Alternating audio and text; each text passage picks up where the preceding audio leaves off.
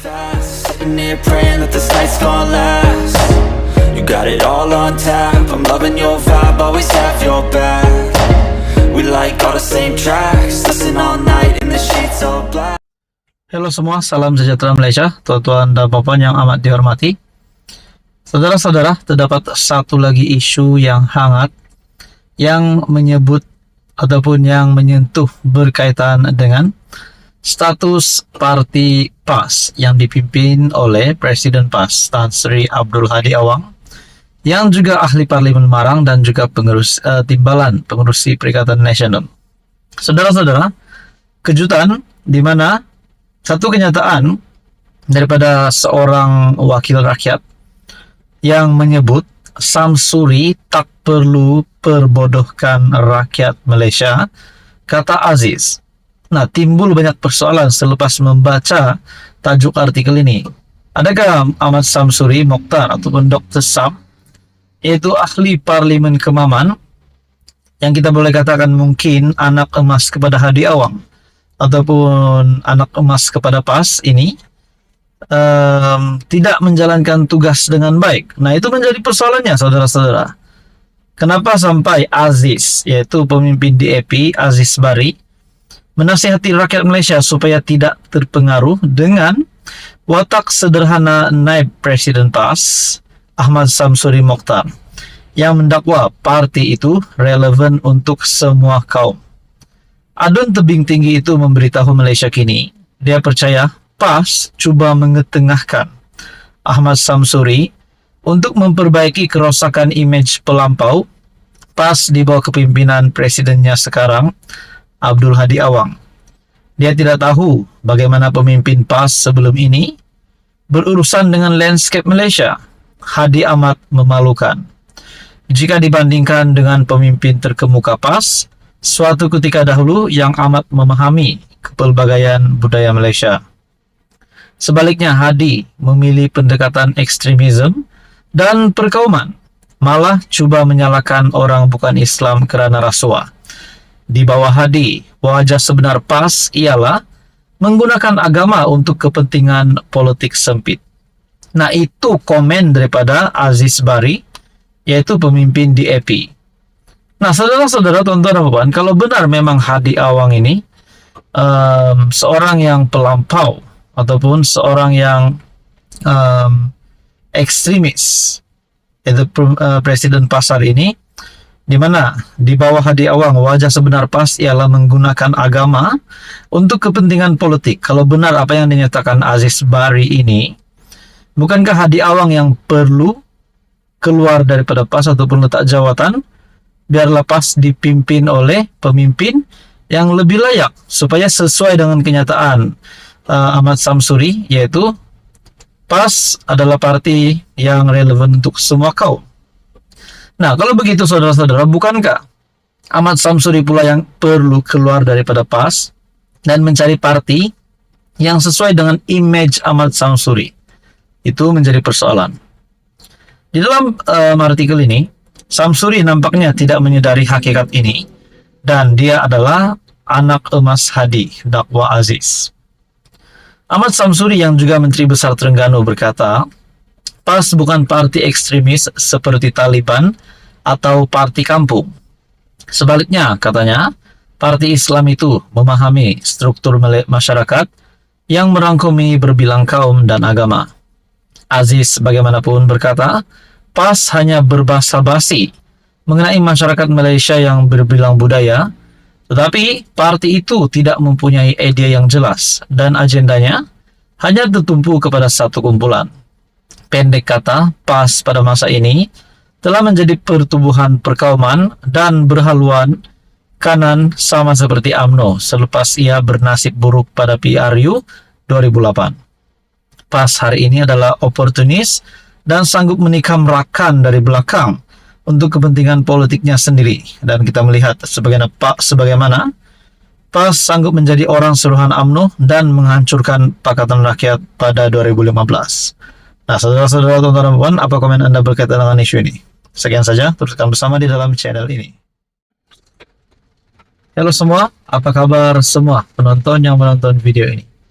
Tuan-tuan dan puan, selamat datang ke channel Vels Lifestyle. Terdapat satu lagi isu menarik yang saya nak kongsikan kepada Anda semua yang menonton video ini.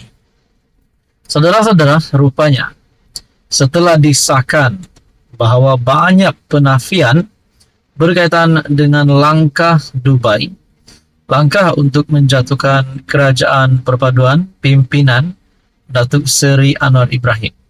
Rupanya, selain langkah Dubai, masih ada terdengar gerakan-gerakan lain yang cuba untuk menjatuhkan kerajaan perpaduan.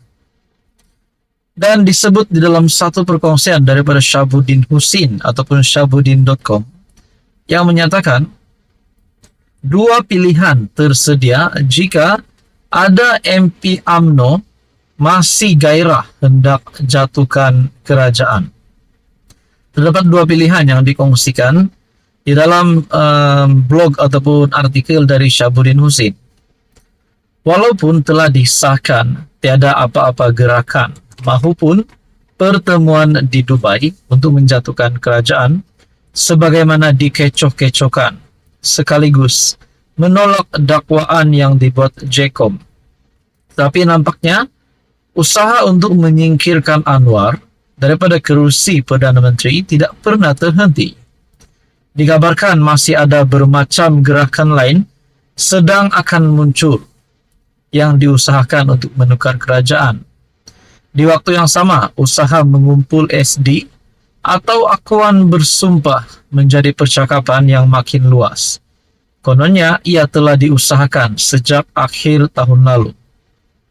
Dikatakan usaha tersebut tiada kaitan dengan langkah Dubai yang semata-mata khayalan. Dipercayai kerana berterusannya perkabaran, itulah yang membuatkan Anwar sendiri terpaksa bersuara agar mereka yang ingin menjatuhkannya melakukan perkara itu melalui usul undi tidak percaya di parlimen.